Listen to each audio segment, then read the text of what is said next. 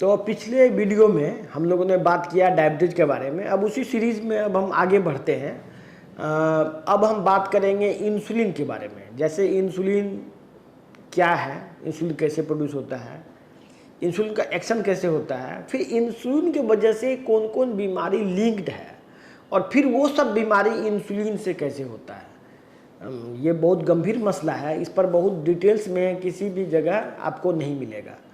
मैं उन डॉक्टरों के लिए ये वीडियो बना रहा हूँ जो डॉक्टर्स की डायबिटीज़, कैंसर, किडनी खराब या कोई भी बीमारी का इलाज करते हैं, तो वो इस जानकारी से आप काफ़ी लोगों का बेहतर इलाज कर पाएंगे। बहुत सारा बीमारी जो आपसे ठीक नहीं हो रहा है, इस नॉलेज के माध्यम से आपका आँख खुल जाएगा कि ये बीमारी कैसे ठीक हो। जैसे कैंसर, तो हम पहले इंसुलिन के बारे में बात करते हैं। पहले देखते हैं इंसुलिन बनता कैसे है।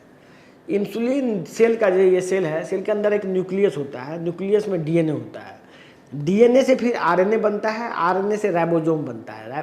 तो इसका बेसिकली प्रोटीन है, प्रोटीन सिंथेसिस जैसे होता है, हर एक प्रोटीन का सिंथेसिस का एक प्रोसेस है। तो ये डीएनए में बनता है, डीएनए से आरएनए में बनता है, आरएनए से फिर ये प्री प्रो इंसुलिन बनता है। Pre pro insulin basically insulin के साथ और लगभग उतना ही पेप्टाइड मिला हुआ रहता है। मतलब मान लीजिए इंसुलिन है 55 पेप्टाइड का, तो 55 पेप्टाइड और एक्स्ट्रा लग के 110 पेप्टाइड का ये प्री प्रो इंसुलिन बनता है। ये प्री प्रो इंसुलिन से जो उसका जो स्ट्रक्चर है डिटैच होके फिर इंसुलिन रिलीज होता है ब्लड में। ये पूरा प्रोसेस है। इसी को रेगुलेट होता है। ये जीन जो है प्री प्रो इंसुलिन, जैसे ही इंसुलिन बनता है, प्रो इंसुलिन जब बनता है, जब उसका बाकी एमाइनो एसिड रिलीज होता है उससे, तो वो उसके लिए ट्रिगर पॉइंट होता है कि और वो इंसुलिन बनाए। कहने का सेंस है कि सेल के अंदर इंसुलिन पहले से ही बना रहता है, वो सिर्फ रिलीज होने की बात होती है। तो वो उसका जो बीटा सेल है जो पेनक्रियाज में पाया जाता है, बीटा सेल, वो बेसिकली सेल पूरा इंसुलिन से भरा होता है और वो रिलीज होता है। जैसे वो इंसुलिन रिलीज होता है, नेक्स्ट इंसुलिन बनना शुरू हो जाता है। तो इंसुलिन रिलीज कराना ही इंसुलिन सिंथेसिस कराने जैसा है। अब समझिए, इंसुलिन का रिलीज ही इंसुलिन का सिंथेसिस है, क्योंकि जैसे जगह उसमें खाली होगा सेल के अंदर, वो फिर से इंसुलिन उतना बना लेगा। तो इंसुलिन बनाने का यही प्रोसेस है। बाकी जो एनिमल जो बनता है, जो आप फार्मास्यूटिकल में लगाते हैं, इंसुलिन जो मार्केट में मिलता है, ये इंसुलिन बेसिकली ह्यूमन का ही जेनेटिक कोड है। वो जो आदमी का जेनेटिक कोड है, वो कोई एनिमल में या बैक्टीरिया में, खास करके बैक्टीरिया जैसे ई कोलाई या इस टाइप का बैक्टीरिया होता है, इस बैक्टीरिया में ये जो कोड है, जेनेटिक कोड, वो ट्रांसफ़र करते हैं बाय बैक्टीरियोफाज, और वो फिर बैक्टीरियोफाज के तरफ से वो जो बाय प्रोडक्ट होता है, वो फिर प्रोटीन सिंथेसिस होता है, उसी से इंसुलिन एक्सट्रैक्ट किया जाता है। तो मतलब इंसुलिन बनने का प्रोसेस आपने जान लिया, ये प्रोसेस है।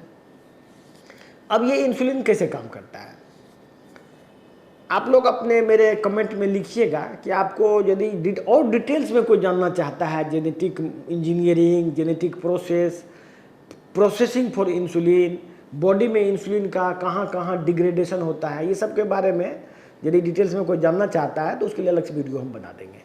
अभी हम बात करेंगे इंसुलिन कैसे काम करता है।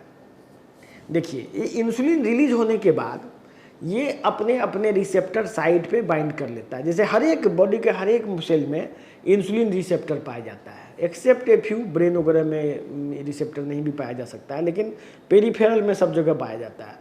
ये जितना भी रिसेप्टर है उसे बाइंड कर लेता है, और ये बाइंड 12 घंटा तक रहता है। बहुत आदमी ये कन्फ्यूजन में होगा कि इंसुलिन का ड्यूरेशन ऑफ एक्शन कितना होता है। इंसुलिन का ड्यूरेशन एक्शन 12 आवर्स है, इसीलिए शरीर में सिर्फ 2 ही बार इंसुलिन रिलीज करने की ज़रूरत है, क्योंकि एक बार इंसुलिन रिलीज करेंगे 12 घंटा काम करेगा, फिर इंसुलिन रिलीज करेंगे 12 घंटा काम करेगा। बीच में जो इंसुलिन लोग लेते हैं, कोई आदमी 4 बार, कोई आदमी 5 बार, कोई आदमी 30-70 लॉन्ग एक्टिंग, 30-70 इंसुलिन जो आप लोग लेते हैं उसमें 30 रेगुलर इंसुलिन है, 70 लॉन्ग एक्टिंग इंसुलिन है।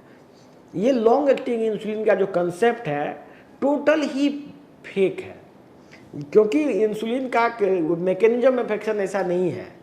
इंसुलिन सिर्फ और सिर्फ शॉर्ट एक्टिंग ही काम करता है, क्योंकि इसका काम करने का ड्यूरेशन ही 12 आवर्स है। तो 12 आवर्स तक काम करता है। बाद में जो इंसुलिन बीच में रिलीज होता है, जैसे कि आदमी बेसिकली आदमी का शरीर दिन में 2 ही बार खाना के लिए डिजाइंड है, दिन में 2 ही बार। यदि आप दिन में 4 बार 5 बार 6 बार खाते हैं तो हर एक खाने के साथ जब आदमी खाना खाता है तो वो जो ग्लूकोज है, प्रोटीन है, वो इंसुलिन सिक्रीशन को बढ़ाता है, क्योंकि वही उसका ट्रिगर पॉइंट है। इंसुलिन का सिक्रेशन का ट्रिगर पॉइंट क्या क्या है? एक तो है प्रोटीन, दूसरा है शुगर, तीसरा है टॉक्सिन। ये तीनों ही के ही इम्पैक्ट से इंसुलिन रिलीज होता है। आपको हम ये भी बताएंगे कि कैसे कीटोजेनिक डाइट जो कम्प्लीटली फैट पर बेस्ड डाइट है, वो बॉडी में इंसुलिन का लेवल बिल्कुल ड्रास्टिकली रिड्यूस कर देता है। यही वजह है कि कीटोजेनिक डाइट कैंसर में इतना यूजफुल है, कीटोजेनिक डाइट किडनी फेल्योर में इतना यूजफुल है, कीटोजेनिक डाइट से लीवर का बीमारी ठीक होता है, इससे ब्रेन का बीमारी ठीक होता है। ये इतना सारा बीमारी ठीक होने का एक ही वजह है कि कीटोजेनिक डाइट इंसुलिन के लेवल को काफ़ी रिड्यूस कर देता है। आप कोई भी डाइट खाते हैं उसमें प्रोटीन होगा, कार्बोहाइड्रेट होगा, ये दोनों ही चीज़ इंसुलिन के लेवल को बढ़ाता है।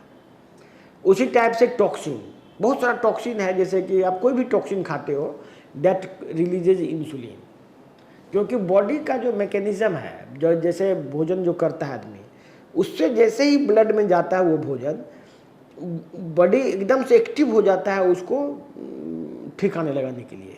यदि ज़्यादा शुगर खाया तो जल्दी से सेल के अंदर घुस आएगा और उसे फैट बना देगा। टॉक्सिन है तो टॉक्सिन के अराउंड में फैट डिपॉजिट करा देगा और फैट में एब्जॉर्ब कर लेगा। बॉडी डिजाइन किया है इस चीज़ को एब्जॉर्ब करने के लिए और इस मैकेनिज्म को करने के लिए। तो हम नेक्स्ट वीडियो में बात करेंगे कि इंसुलिन को का क्या क्या मैकेनिज्म से वो रिलीज होता है, रिलीज होने का एग्जैक्ट मैकेनिज्म हम अगला वीडियो में बात करेंगे। धन्यवाद।